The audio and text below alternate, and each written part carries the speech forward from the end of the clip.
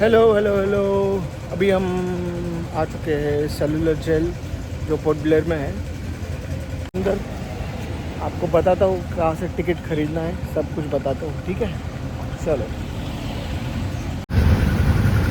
ये रहा cellular jail के सामने वाला पार्क और ये स्क्वायर वीर सावरकर पार्क करके है। और ये रहा सेलुलर जेल का एंट्रेंस। इसके लेफ्ट हैंड साइड पे आपको यहाँ पे टिकट घर मिलेगा। ये हॉस्टल नहीं है, वो अंदर है।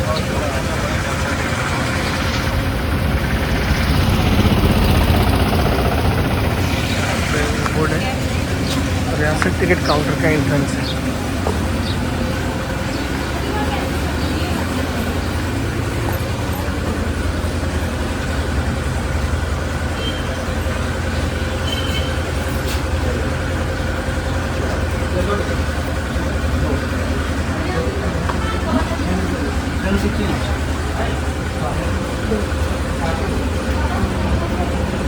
कितने रुपए का टिकट है सर?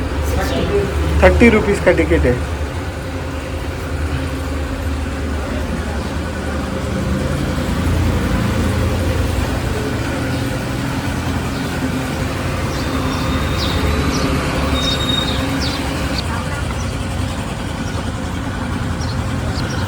सिग्निफिकेंस है ऐसा।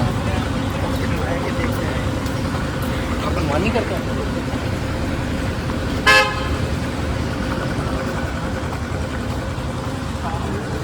ये रहा सेलुलर जेल, इसका एंट्रेंस है, इसका एंट्रेंस है।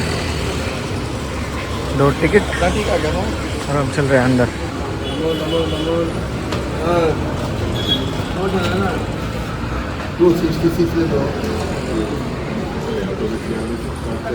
माल वगैरह रखा हुआ देख लीजिएगा।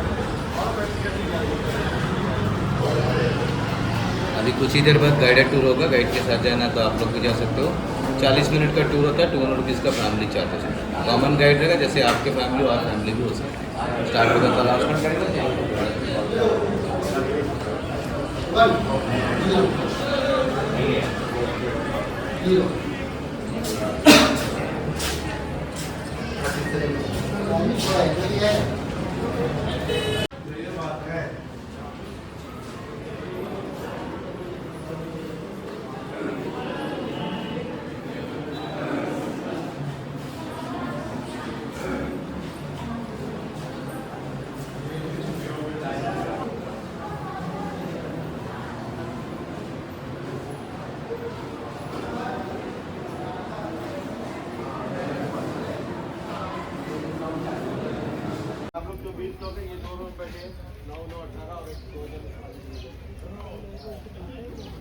बता देना।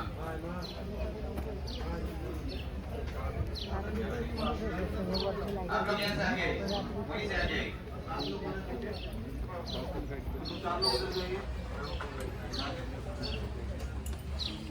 सर एक चेयर शिफ्ट हो जाएगा सर। सर एक चेयर शिफ्ट हो जाएगा। 4 मेंबर्स आगे आइए आप लोग। देखिए सुन लीजिएगा, स्टार्ट करने से पहले जैसे ही आप लोगों ने इस जेल के अंदर एंटर किया तो सामने में एक लोहे का बड़ा सा गेट देखा जिसमें लिखा हुआ था सेलुलर जेल।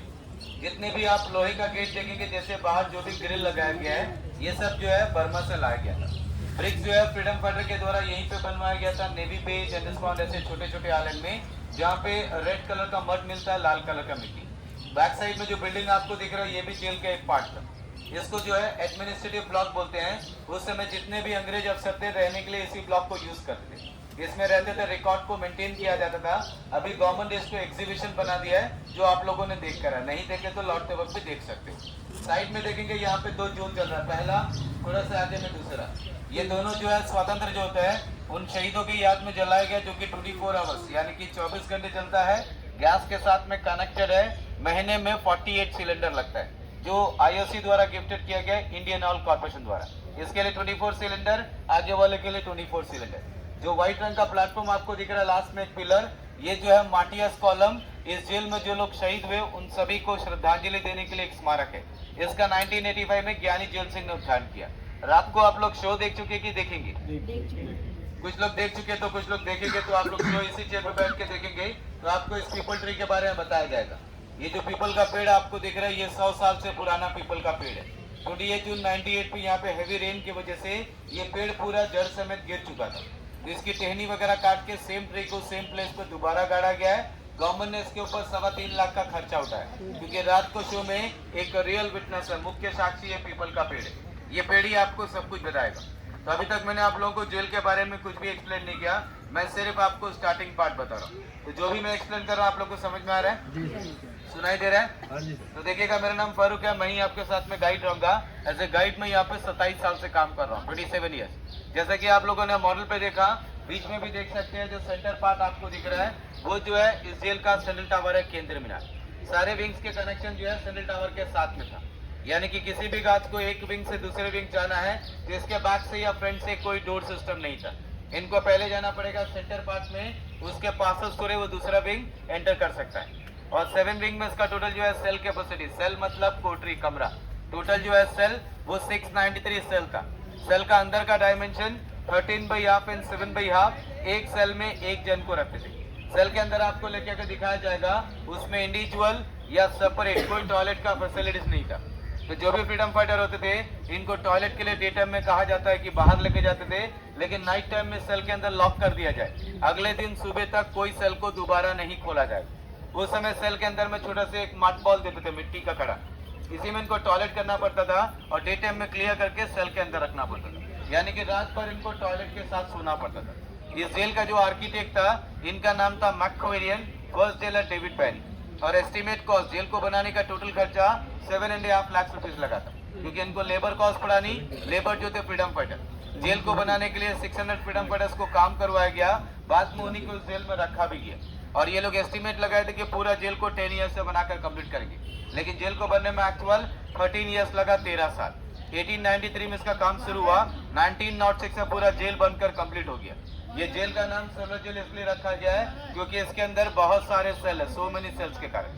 विंग में मैंने आपको बताया 7 विंग, लेकिन अभी आप लोग देख पाओगे इसमें सिर्फ 3 विंग को, 1 नंबर, 7 नंबर, बैक साइड में एक 6 नंबर, बाकी के 4 विंग यानी कि 2, 3, 4, 5 पूरा डैमेज हो चुका है। डैमेज होने का रीजन 41 में यहाँ पे मेजर अर्थक्वेक और 42 से लेकर 45 यहाँ पे जापानी पीरियड, उस समय सेकेंड वर्ल्ड वॉर। तो कहा जाता है कि काफी सारे बम इसके बैक साइड में गिरे, जिसके कारण विंग्स डैमेज हो गए। कुछ विंग डेंजर पार्ट में था, कभी भी टूट के गिर सकता है। तो यहाँ के गवर्नमेंट ने इसके बैक साइड के सारे विंग्स को क्लियर करके यहाँ के लोगों के लिए एक हॉस्पिटल बना दिया, जिसका नाम जीबी पंत यानी कि गोविंद वल्लभ पंत जी के नाम से रखा गया हॉस्पिटल है। ऊपर जाएंगे, पीछे आपको हॉस्पिटल नजर आए। और विंग को कैसे बनाएंगे, देखिए ये इसका बैक पोर्शन, तो ये इसका फ्रंट पोर्शन। यहाँ जो भी लोग रहेंगे देख नहीं सकते, तो आगे वाला विंग में कौन डरा, बोल के हर विंग को फ्रंट एंड बैक बनाया गया। और हर 2 विंग्स के बीच में जो लाल रंग का शेड आपको दिख रहा है, ये जो है वर्क शेड, कार्यस्थल जहाँ पे फ्रीडम फाइटर्स को टॉर्चर करते थे। किस तरह का टॉर्चर, ये व्हाइट कलर का स्टैचू के पास आपको ब्रीफ किया जाए। यहाँ पे 2 छोटा बिल्डिंग, पहला थोड़ा सा आगे में दूसरा, पहला जो है स्टोर है, दूसरा जो है किचन है। यानी कि विंग नंबर 7 में जो भी लोग रहेंगे उनको यहीं पे काम करवाया जाएगा, यहीं पे खाना बांटा जाएगा। इस जेल में सबसे ज्यादा फ्रीडम फाइटर जो थे बंगाल के थे, उसके बाद पंजाब, महाराष्ट्र, आसाम, इनका नाम लिखा गया है। नेम लिस्ट आपको सेंटर पार्ट में दिखाया जाए। और विंग नंबर 7 में सबसे ऊपर में जो टॉप में लास्ट कमरा आपको दिख रहा है, विंग नंबर 7 है, सेल नंबर 123। ये सेल जो है विनायक दामोदर सावरकर जी के, महाराष्ट्र के रहने वाले थे। नासिक कॉन्फ्रेंस के केस में लाया गया था। सावरकर जी को टोटल 50 साल का सजा मिला, उसमें से 10 साल सावरकर जी इस जेल में काटे। इन्हीं के नाम से यहाँ का एयरपोर्ट का नाम रखा गया है, 20 सावरकर एयरपोर्ट, जिस एयरपोर्ट में आप लोग आए थे। इनके बारे में डिटेल एक्सप्लेन थोड़ा सा आगे किया जाए। और अंडमान का नाम आप लोगों ने सुन के काला पानी, कुछ लोग जेल का नाम भी सुने हैं, तो यहाँ पानी का कलर काला ऐसा कुछ भी नहीं है। इसका एक्चुअल नेम काला पानी नहीं था, इसका एक्चुअल नेम था काल पानी। काल जो है संस्कृत में एक शब्द है जिसका अर्थ है मृत्यु यानी कि डेथ। यहाँ पे जिनको भी लाते थे वो सोचते थे कि हमारा आखिरी सफर है, यहाँ से जीवित लौट के नहीं जा सकेंगे। डेथ से रिलेशन देखने को चारों तरफ पानी, क्योंकि आइलैंड है। तो इसका एक्चुअल नेम था काल पानी, समय चलते हो गया काला पानी। अभी पहला स्पॉट मैं लेके चलूंगा आपको फांसी घर, उसके बाद वर्कशॉप, फिर अंदर आपको सेल दिखाया जाएगा। फोटोग्राफी के लिए ध्यान में रखिएगा, जिस रास्ते से आप लोग अंदर जाएंगे यहीं से लौट कर वापस आना है। मेरा एक्सप्लेन एक्जैक्टली 30 मिनट्स करेगा, जो सेंटर पार्ट में खत्म हो जाएगा। लौटते वक्त आप लोग अपने फैमिली के साथ फोटोग्राफी करके वापस आ सकते हो। बाहर जाने के लिए वहाँ पे एक छोटा सा डोर है जहाँ पे पीने का पानी और वॉशरूम है, एग्जिट आपका वहीं से रहेगा। तो यहाँ तक मैंने आप लोगों को जो भी एक्सप्लेन किया सभी लोगों को समझ में आया। तो आगे चलने से पहले आप लोग से रिक्वेस्ट है कि आप लोग अपना फैमिली के साथ में आएगा। आप जो दादा ग्रुप में थे आप लोग 2 मिनट के लिए यहाँ पे बैठिएगा, बुलाऊंगा। जो फैमिली थे मेरे साथ प्लीज आगे चलिएगा, आप बैठिएगा, मैं बुलाऊंगा। ग्रुप में जो थे यहाँ पे बैठिएगा, फैमिलीज आगे आ जाए।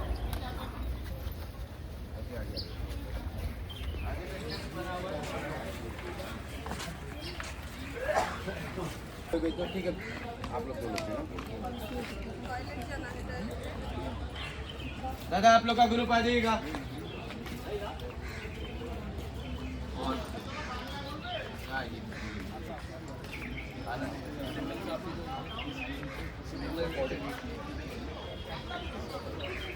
चलिए यहाँ से थोड़ा सा आगे आइएगा।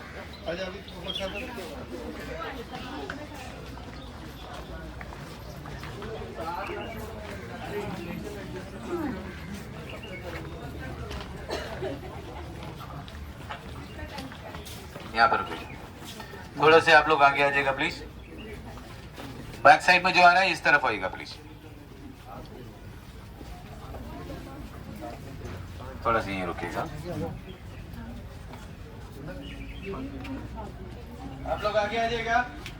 और जो है फांसीगर के बारे में एक्सप्लेन करने से पहले मैं आप लोगों को एक चीज क्लियर कर दे रहा हूँ कि जो फांसीगर आप लोग देखोगे, कहा जाता है कि ये फांसीगर उस समय इसमें कोई शेड नहीं था, ये ओपन था। ऊपर का जो छत आपको दिख रहा है, साइड का वॉल, ये व्हाइट रंग का वॉल, ये सब रिसेंटली बना गया।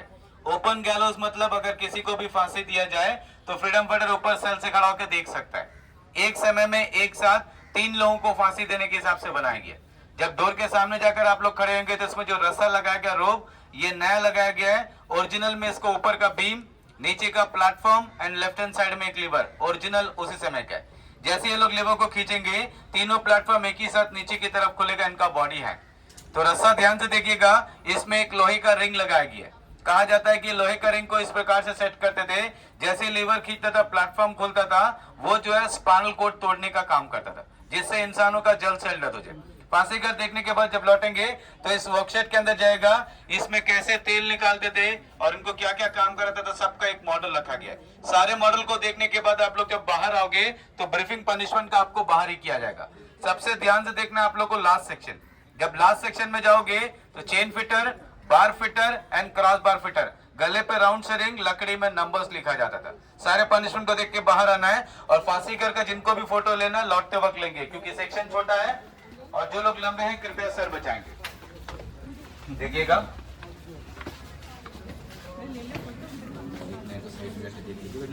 मैडम कोई बात नहीं, आप लोग थोड़ा सा रुकिएगा, फैमिली बैठेगा, ठीक है। फोटोग्राफी आप लोग लौटते वक्त करिएगा। देखने के बाद टर्न किधर आएगा, जी आपको साइड से इसलिए बोला क्योंकि यहाँ से लोग बाहर निकलेंगे।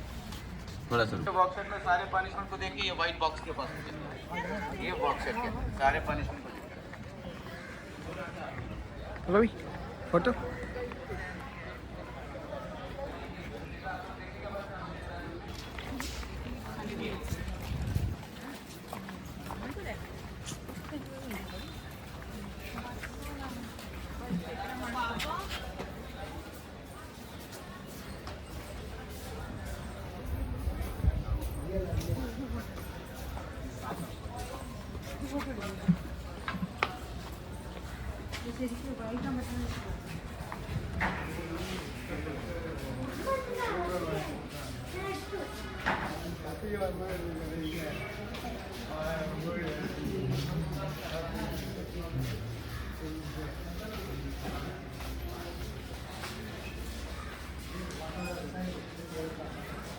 बोलो, हे काय करायचं?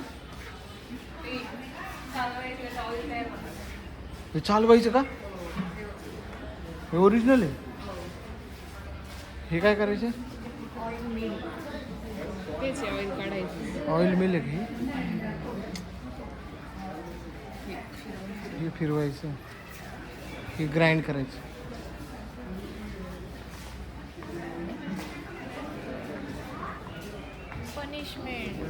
पनिशमेंट आहे पल्लवी, इथलं पनिशमेंट आहे ना.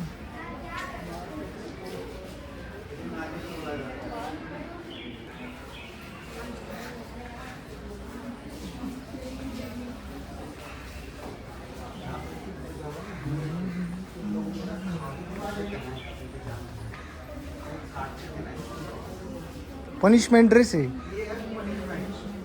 पोताचा fitted chain.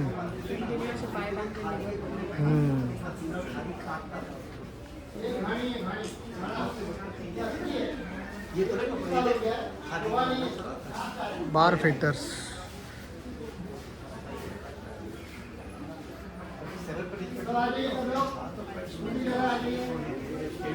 Cross bar fitters. काम करना है. ये गड्ढा है, गड्ढा में एक डब्बा रख देंगे, उसको उसको जोड़ेंगे तो क्या होगा, टॉप टॉप तेल के लिए तेल नारियल का रहेगा. पर डे एक दिन में कितना निकालना है, 15 किलो हार्डी तो. जैसे आप लोगों ने एंटर किया तो लंबा से आपको दिख रहा है वर्कशेड, कार्यस्थल. यहीं पे फ्रीडम फाइटर्स को टॉर्चर किया जा रहा था. उस समय कहा जाता है कि इसमें कोई शेड नहीं था, ये ओपन हुआ करता था, सिर्फ ब्रिक्स का एक छोटा सा वॉल, यानी इसी तरह धूप में गर्मी में लाके इनको काम कराते थे. जैसे ही आप लोगों ने एंटर किया तो पहला जो ऑयल मिल आप लोगों ने देखा ओरिजिनल, उसके आगे के सेक्शन में आप लोगों ने देखा एक इंसान को नारियल का छिलका को छीलना पड़ता था. एक रफ लकड़ी के इंस्ट्रूमेंट देते थे जिसे सुबह से लेकर शाम तक इनको कूटना पड़ता था. कूट कर इसके रेसे को निकाल कर ये लोग रस्सा बनाते थे. नारियल का छिलका से आज भी रस्सा बनता है. तो इतना रफ लकड़ी के इंस्ट्रूमेंट होता था जिसे कूटते वक्त कहा जाता है कि इनके हाथ में पूरा छाला यानी कि पूरा हाथ का स्किन निकल जाता था. उसके बाद जो नारियल होता था इसको तोड़कर ये लोग धूप में सुखाते थे. ड्राई कोकोनट सूखा नारियल जिसको बोलते हैं कोपरा, वो ऑयल मिल के अंदर में डाला जाता था. इसके बाहर में लोहे के काफी सारे वेट्स लगाए जाते थे. वेट लगाने का रीजन ये था कि इसके अंदर जो कोकोनट डालता था वो क्रश होकर उसका तेल अच्छी तरह से निकल सके, और इनको घुमाने के लिए बहुत तकलीफ होता था. घुमाने के टाइम जहाँ पे भी इनका कदम रुकता था या थोड़ा आराम करने के लिए सोचता था, इसके पीछे एक वाटर लगा रहता था हंटर मारने के लिए. जैसे गांव क्षेत्र में कोल्लू का बैल कहा जाता है, उसी तरह इंसानों से काम कराते थे. एक दिन में एक इंसान को 30 pound coconut, 10 pound mustard oil per day, 40 pound तेल निकालना पड़ता था. 40 पाउंड मतलब तकरीबन 18 किलो के आसपास. पॉसिबल नहीं है. काम को पूरा नहीं कर सका या काम करने से इनकार करेगा तो उनको बाहर लेके आके सबके सामने खुलेआम में मारते थे. इसे इंग्लिश में फ्लॉगिंग फ्रेम कहा जाता है. मारते वक्त सिस्टम ऐसा होता था कि first of all freedom fighters को टोटली नेकेड किया जाता था. शरीर से पूरे कपड़े निकाल दिए जाते थे. उसके बाद इनके हैंड्स, वेस्ट एंड लेग्स तीनों चीज को बांध दिया जाता था. एक कपड़ा लेते थे, उसे एंटीसेप्टिक लोशन से भिगोया जाता था. जहाँ पे ब्लैक मार्किंग किया गया यहाँ बांधते थे बटक्स में.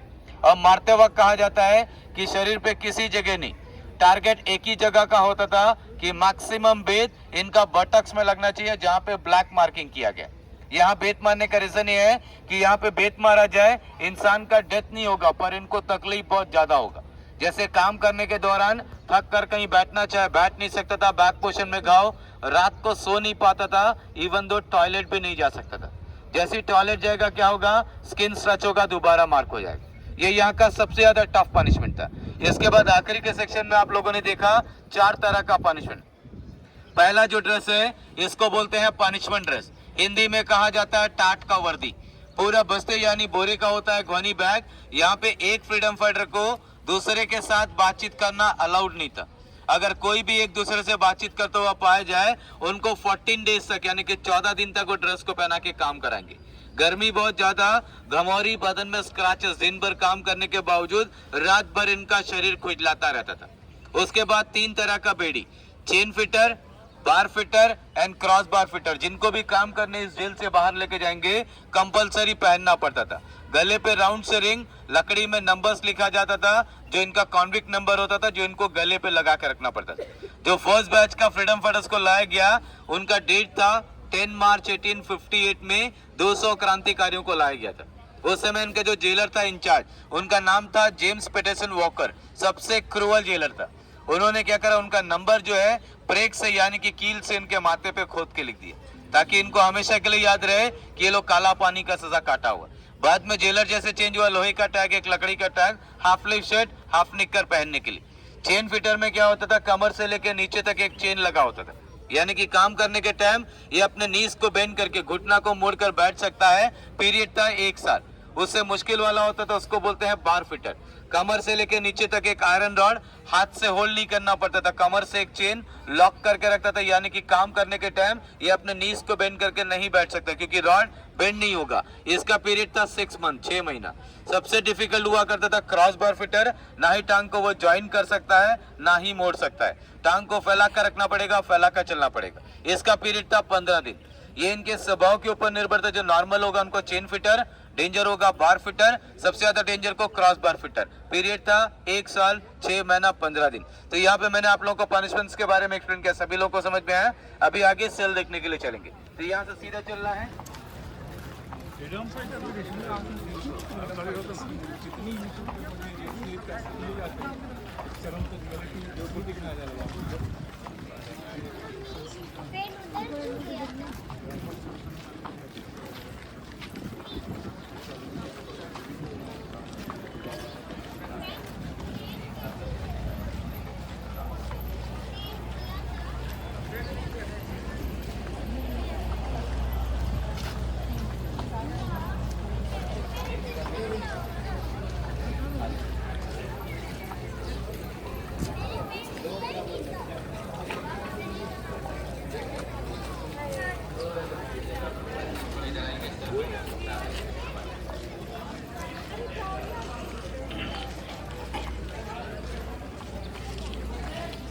टॉप तक जा सकते हो, वॉच टावर है, व्यू पॉइंट है फोटोग्राफी के लिए। टॉप में जाने का रास्ता, सेंटर पार्ट, वहां से आपको सीढ़ी मिलेगा वुडन स्टेप से, थोड़ा ध्यान से चढ़िएगा।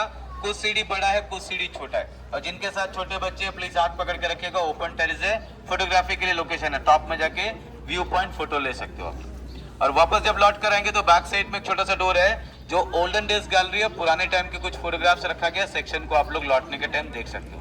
यहाँ पे आपको सेल के बारे में बताया जाएगा। जब आप लोग सेल देखने जाएंगे तो हर एक विंग का जो रो शुरू होगा, पहला सेल आप लोगों को बड़ा मिलेगा, डबल डोर है।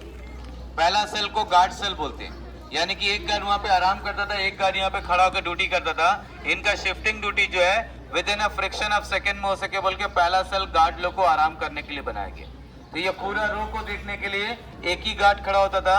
एक विंग में सिर्फ 3 गार्ड लगते थे, ground floor, first floor and second floor. तो मैंने आपको बताया टोटल 7 विंग, 3 into 7 कर दीजिए, 21 गार्ड जोर में। वॉच टावर में 2 गार्ड, यानी कि 700 लोगों को देखने के लिए 23 गार्ड का जरूरत था। 23 गार्ड सफिशिएंट पूरा जेल को आराम से वॉच कर सकता था। और जब सेल देखने जाएंगे, सेल के सामने आप लोग खड़े होंगे तो पहले आप देखेंगे लेफ्ट हैंड साइड में इसका लॉकिंग सिस्टम काफी स्ट्रॉन्ग लॉकिंग सिस्टम था, बहुत दूर से लॉक करते थे। कहा जाता है कि लॉक करने के बाद जो फ्रीडम फाइटर सेल के अंदर होगा, अगर इनको चाबी मिल जाएगा तो भी ताला खोल के नहीं जा सकता है, इम्पॉसिबल। वहां से लेके यहाँ तक इनका हाथ रीच नहीं कर पाए। राइट साइड में एक छोटा सा बॉक्स बनाया गया है, जहाँ पे नाइट टाइम पे जरूरत का कोई सामान या खाना देने के लिए यूज करते थे। सेल का अंदर का डायमेंशन 13/2 एंड 7/2। एक सेल में एक जन, सेल के अंदर कोई लाइट का फैसिलिटी थी। और हर सेल में कहा जाता है कि सोने के लिए इनको एक लकड़ी का बेड देते थे, वुडन बेड। इसके ऊपर एक कंबल डाला जाता था। बेड का जो है हाइट काफी कम, लेकिन इसका वेट बहुत ज्यादा, करीबन 50 से लेके 60 kg का हैवी बेड। इतने हैवी बेड देने का रीजन क्या है बोलने से, इन केस कोई गार्ड उसको चेक करने के लिए सेल के अंदर में जाए तो उसको वेपन के रूप में यूज ना कर सके, उठा के किसी को मार ना सके, सरकाना भी मुश्किल था। खाना खाने के लिए इनको लोहे का बर्तन देते थे, आयरन प्लेट। एक तो खाना बे टाइम में दिया जाता था। फ्रीडम फाइटर ये सोचे कि इसको आराम से भूख लगने पर खाए, पॉसिबल नहीं है, क्योंकि आयरन को उसमें खाना बहुत जल्दी रिएक्ट होकर खराब हो जाएगा, पॉइजन हो जाएगा। तो आज भी हम लोग खाना खाते हैं तो स्टील या फाइबर का प्लेट्स, लोहे का बर्तन। दिन भर काम करने के बावजूद पीने के लिए इनको 1/2 लीटर का एक पॉट पानी मिलता था। 24 घंटा में आधा लीटर पानी, वो भी बदबूदार, बहुत स्मेल होता था, पीने लायक नहीं होता था। नहाने के लिए इनको समुद्र का पानी देते थे, सी वाटर। एक तो गर्मी में काम कराते थे, बदन पे पूरा रैशेस होता था, नमक पानी से नहाने पर इनका बदन और ज्यादा जलता था, तो इनको नहाने से भी डर लगता था। तो हर चीज के लिए एक लिमिटेशन हुआ करता था। और ध्यान से सुनिएगा, ये जो दिख रहा है आपको ग्राउंड फ्लोर, इसके ऊपर first floor, second floor. Second floor का आखिरी वाला कमरा सावरकर जी का। बहुत लोग मिस्टेक क्या करते हैं, ऊपर जाने के टाइम आप लोग ग्राउंड फ्लोर से फर्स्ट फ्लोर जाते हैं, फर्स्ट फ्लोर से आखिरी कमरा चले जाते हैं। तो सेकेंड फ्लोर में जाएंगे, लेफ्ट हैंड साइड में सावरकर जी का कोठरी है, राइट साइड में वॉच टावर जाने का रास्ता है। अभी आगे के सेक्शन में आपको फ्रीडम फाइटर्स के बारे में बताया जाएगा, ये मेरा लास्ट एक्सप्लेन रहेगा। आगे चलने के टाइम जो लोग लंबे हैं कृपया ध्यान देंगे, क्योंकि सभी जगह पे आपको जोर छोटा मिलेगा। तो प्लीज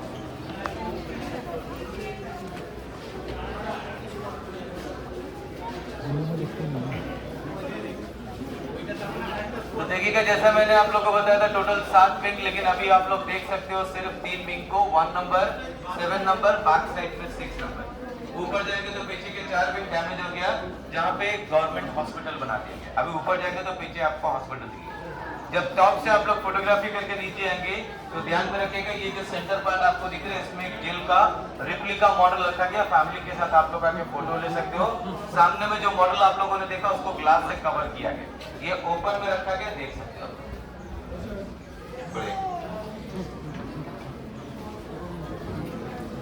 ठीक है, छोड़ दीजिए उसकी मांग। तो देखिएगा यहाँ पे आपको फ्रीडम फाइटर्स के बारे में बताया जाएगा।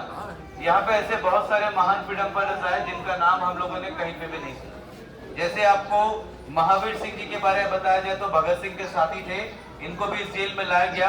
हंगर स्ट्राइक करे, भूख हड़ताल, जबरदस्ती 2-4 गार्ड्स पकड़ के इनके नाक में ट्यूब डाल के इनको दूध पिलाया गया, जिसमें लंग्स वगैरह में दूध जाने का इनको ब्रीथिंग प्रॉब्लम, सांस लेने में असुविधा। इस जेल में शहीद हो गए, एक बोरे पे डाल के पत्थर से बांध के इनको समुद्र में फेंक दिया गया। इंदु भूषण रॉय जी के बारे में बताया जाए तो काफी हद तक इनको टॉर्चर किया गया, जिसको ये बर्दाश्त नहीं कर सके, तो इन्होंने सेल के अंदर में अपने क्लोथ को फाड़ के वेंटिलेशन से बांध के अपना आपको हैंग कर लिया, सुसाइड के। सोचा इतना यातना झेलने से अच्छा अपना आपको मुक्त कर देना ठीक है। बाबा भान सिंह जी के बारे में बताया जाए तो फ्लॉगिंग फ्रेम में रख के इनको इतना मारा गया कि रात को सोते सोते ही शहीद हो गए। ऐसे अनगिनत महान फ्रीडम फाइटर थे। और विंग नंबर 7 में आखिरी वाला कमरा सावरकर जी का, सबसे लॉन्ग पीरियड इन्हीं को पनिशमेंट मिला था, टोटल 50 साल का। सावरकर जी को 50 साल का सजा देने का रीजन, सावरकर जी जो है लंदन में अपना बैरिस्ट्री का कोर्स कर रहे थे। तो वकालत का पढ़ाई करने के टाइम सावरकर जी ने क्या किया, एक रशियन लैंग्वेज में बुक था बम बनाने का, उसको मराठी में ट्रांसलेट करके इंडिया में, उससे इंडिया में बम बनाया। काफी जगह पे विस्फोट किया, अंग्रेजों का बहुत सारा चीज नुकसान हुआ, जिसके लिए सावरकर जी को 25 साल का सजा मिला। और एक 25 साल का सजा देने का रीजन, बुक के अंदर में पेपर को काट के उसके अंदर एक पिस्टल रख के सप्लाई किया, जिससे किसी ऑफिसर को शूट किया गया। तो 25-25 मिलाकर 50 साल। अरेस्ट करे थे लंदन में, एक जहाज में बैठा के लेकर थे, जहाज का नाम था एसएस मोरी।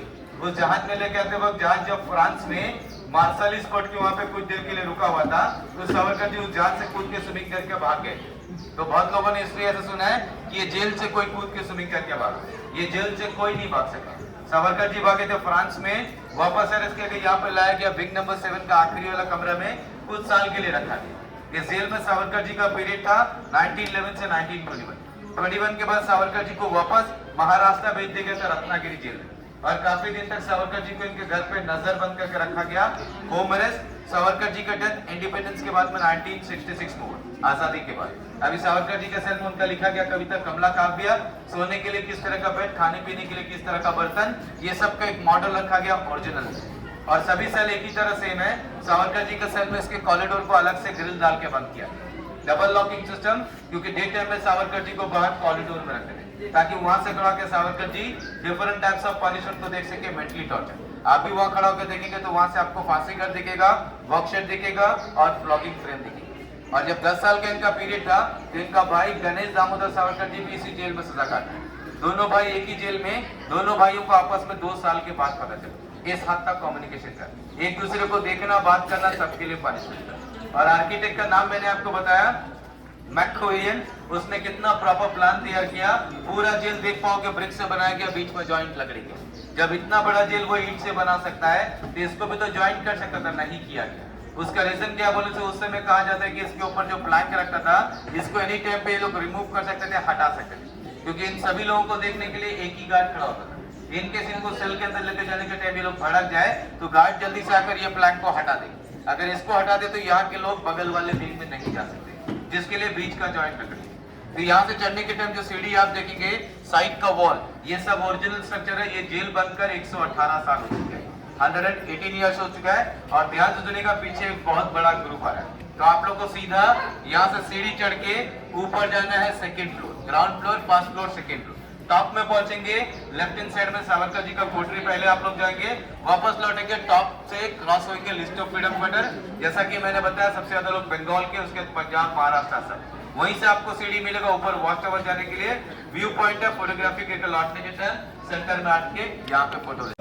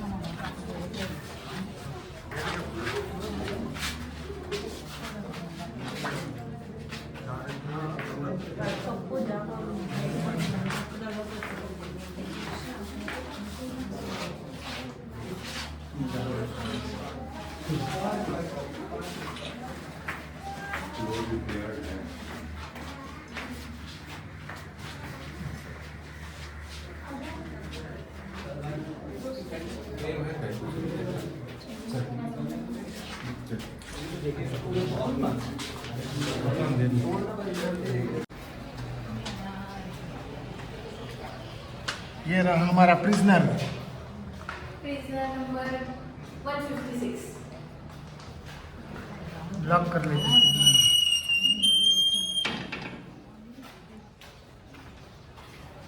खोलो खोलो। गजब लॉकिंग सिस्टम है। यहाँ से इतना दूर है कि चाबी भी मिल जाए प्रिजनर को तो वो वापस नहीं आ सकता। यहाँ पे लॉक लगता था, चाबी भी मिल जाए इसको तो कैसे खोलेगा? हाथ पहुँचता है क्या पल्ले भी? नहीं पहुँचता।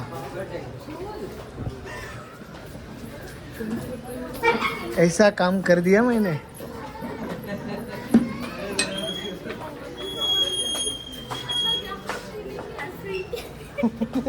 My punishment is over.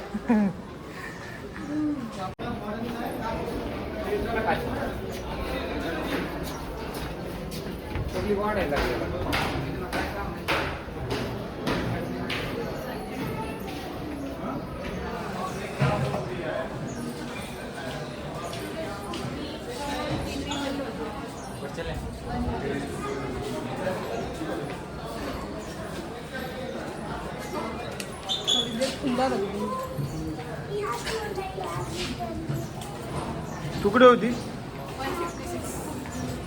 156 मध्ये होते का? कमल श्रीवली. तुझं नाव कमल सिमनी आहे का? Ma'am KD number 1. कमल श्रीवली. मी तर 115.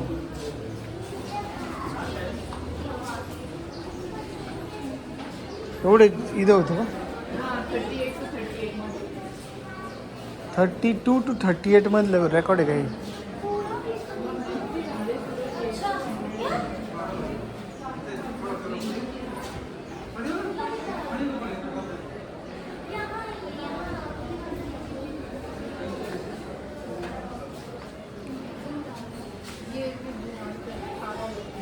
सूरज पण होता इथे. सूरज चौबे. चौबे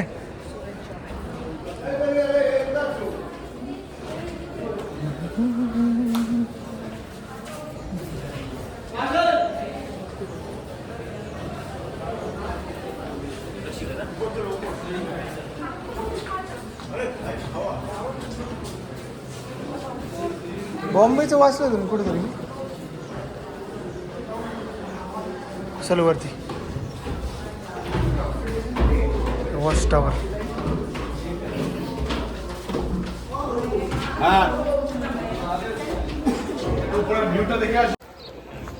काय बोलशील पल्लवी? कसं वाटलं तुला? कैसा लगा आपको? Heart is heavy. एवढी पनिशमेंट आणि हे सगळं स्ट्रगल ऐकून बिकॉज हे फ्रिक्शनल नाही, हे रिअल हिरोज होते. Real heroes of Indian.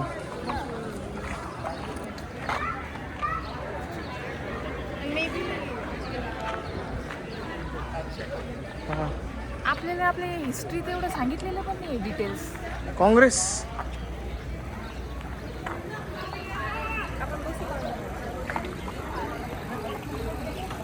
तू बस मी 1 मिनट आलो. गैलरी इन अंडमान ओल्ड डेज. अंडमान के पुराने दिनों की दिल.